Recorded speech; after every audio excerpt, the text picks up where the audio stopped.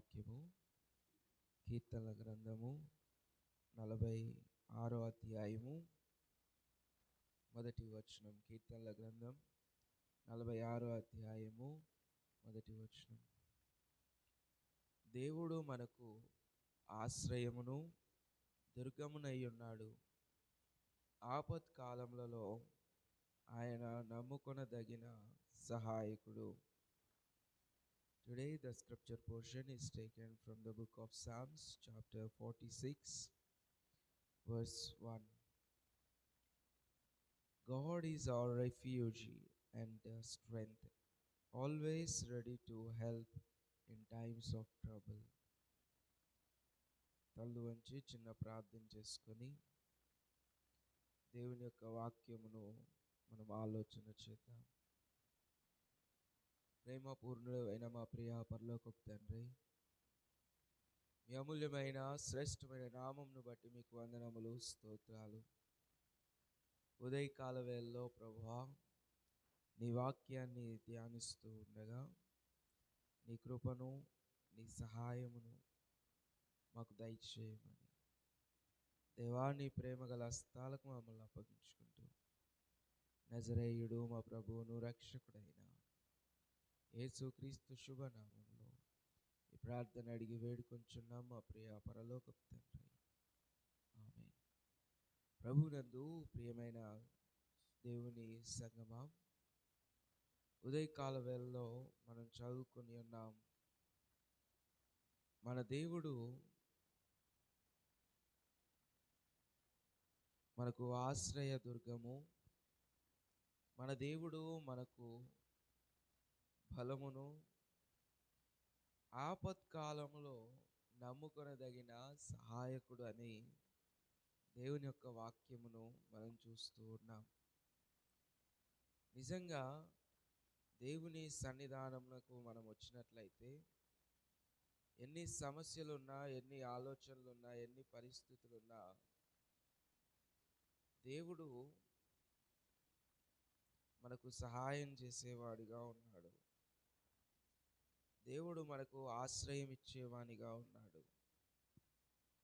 దేవుడు మనకు దుర్గమునై ఉన్నాడు అనే విషయాన్ని కీర్తనాకారుడు 46 అధ్యాయంలో జ్ఞాపకం చేస్తూ ఉన్నాడు.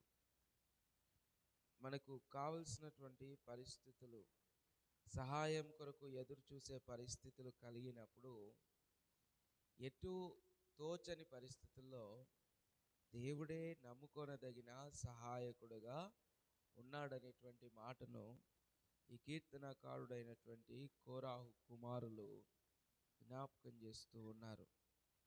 నిజంగా మన జీవితాల్లో కూడా కొన్ని పరిస్థితులు ఎలా వస్తాయి అనంటే, దేవుడు తప్ప ఇంకో దిక్కు లేదు అనేటువంటి పరిస్థితులు మనకి వస్తాయి. అనారోగ్య పరిస్థితులు ఎదురైనప్పుడు డాక్టర్ దగ్గరికి వెళ్తే డాక్టర్ చేయాల్సిన ట్రీట్మెంట్ అంతా చేసి, నేను చేయగలిగింది నేను చేశాను, ఇక భారం అంతా దేవుందే అని అంటాడు.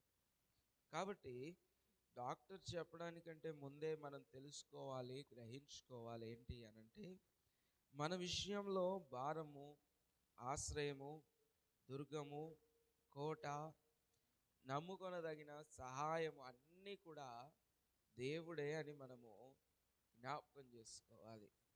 2వ వచనంలో మనం చూసినట్లయితే, కావున భూమి మార్పు నందినను, నడి సముద్రంలో పర్వతములు మునిగినను, వాటి జలములు ఘోషించుచు నురుగు కట్టినను, ఆ పొంగునకు పర్వతములు కదిలినను మనము భయపడము.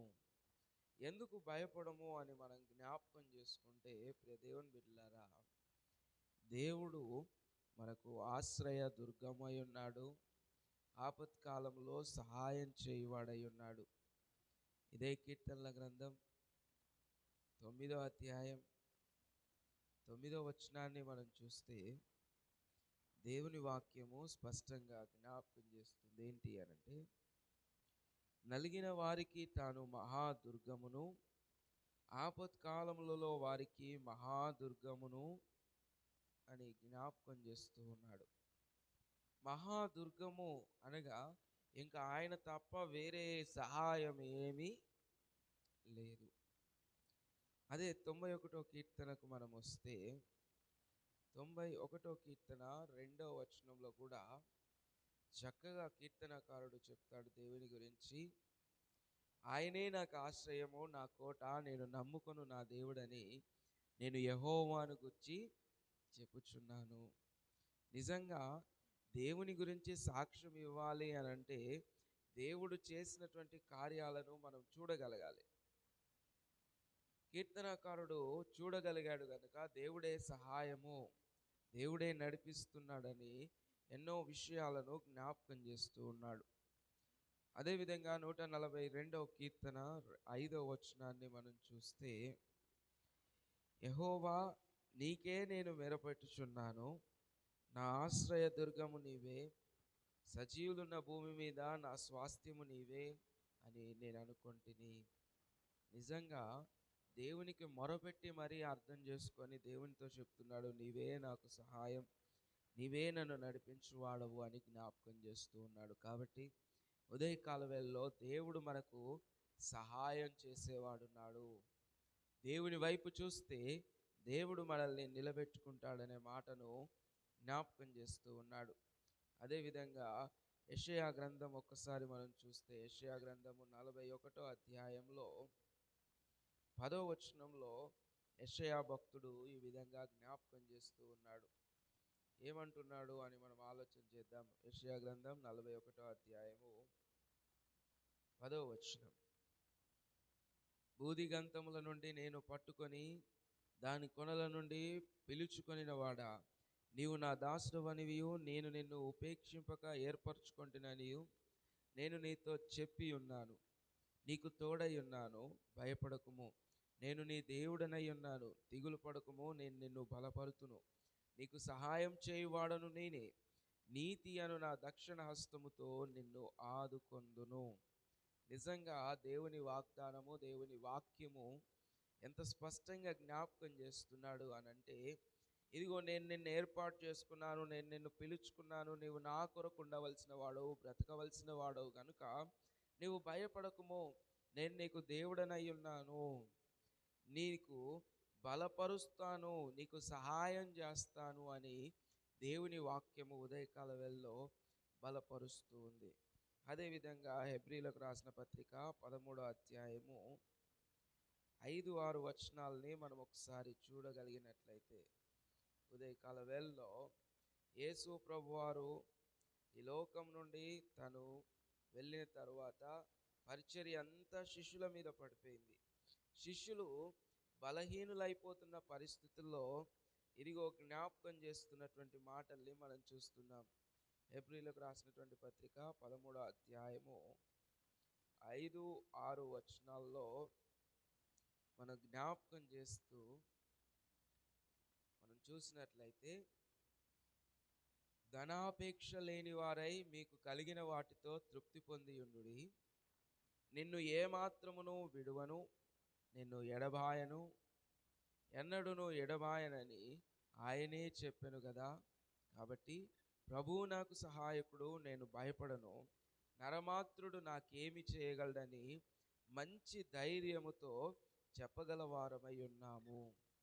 ఉదయకాల వేళలో నిజంగా మనం ఆలోచన చేసినట్లయితే, ఎలాంటి పరిస్థితి వచ్చినా దేవుడు మనకు ఆశ్రయమును, దుర్గమును, ఆపత్కాలంలో నమ్ముకొనదగిన సహాయకుడై ఉన్నాడనే మాటను మనం జ్ఞాపకం చేసుకోవాలి. అది జ్ఞాపకం చేసుకుంటే ఈ హెబ్రీ పత్రికలో ఉన్న మాట మనల్ని జ్ఞాపకం చేస్తూ బలపరుస్తుంది. ఏమంటున్నాడు? దేవుడే స్వయంగా చెప్తూ ఉన్నాడు, వాగ్దానం చేస్తూ ఉన్నాడు, నిన్ను ఏమాత్రమును విడువను, నిన్ను ఎన్నడూ ఎడబాయనని ఆయనే చెప్పెను కదా. కాబట్టి ప్రభువు నాకు సహాయకుడు, నేను భయపడను, నరమాత్రుడు నాకేమి చేయగలడు అని మంచి ధైర్యంతో చెప్పగలవారమై ఉన్నాం. ఎప్పుడు అనంటే దేవుడు మనకు తోడుగా ఉన్నాడని విశ్వసించినప్పుడు. దేవుడు మనకు తోడుగా ఉండి ఈ ఉదయకాల వేళలో తన కృపలో మనల్ని జ్ఞాపకం చేసుకొని నడిపించినట్లు ప్రార్థన చేసుకుందాం. దేవుడు మనకు, మన సంఘమునకు, మన కుటుంబాలకు, మన పిల్లలకు, పిల్లల పిల్లలకు తోడుగా ఉండి తన కాపుదలను నిత్యము అనుగ్రహిస్తూ నడిపించినట్లుగా ప్రార్థన చేసుకుందాం. కళ్ళు వంచి కళ్ళు మూసుకొని ప్రార్థన చేసుకుందాం. మహాపరిశుద్ధుడా, నిత్యుడవగు తండ్రి, సమాధానకర్త, మీకు వందనములు, స్తోత్రాలు. ఉదయకాల వేళలో ప్రభువా, నీ వాక్యము ద్వారా మా సంఘముతో, మా ప్రియులతో నాయన మీరు మాట్లాడిన విధానమును బట్టి మీకు వందనాలు. మీరు ఆశ్రయమును, దుర్గమును, ఆపత్కాలంలో నమ్ముకొనదగిన సహాయం అనే విషయము మేము మా హృదయంలో ఉంచుకొని మా జీవితాలని ముందుకు కొనసాగించుకునే భాగ్యం మాకు దయచేయమని దేవాని కృపగల హస్తాలకు నాయన తండ్రి, ఇదిగో ఈ వాక్యం వింటున్న నీ బిడ్డలను, వారి హృదయాలను నీ ప్రేమగల హస్తాలకు అప్పగించుకుంటూ ఈ దినమంతయు నీ వాక్యంలో మమ్మల్ని నడిపించి మీరే మహిమ, ఘనత, ప్రభావాలు మా అందరి ద్వారా పొందుకోమని నజరేయుడు మా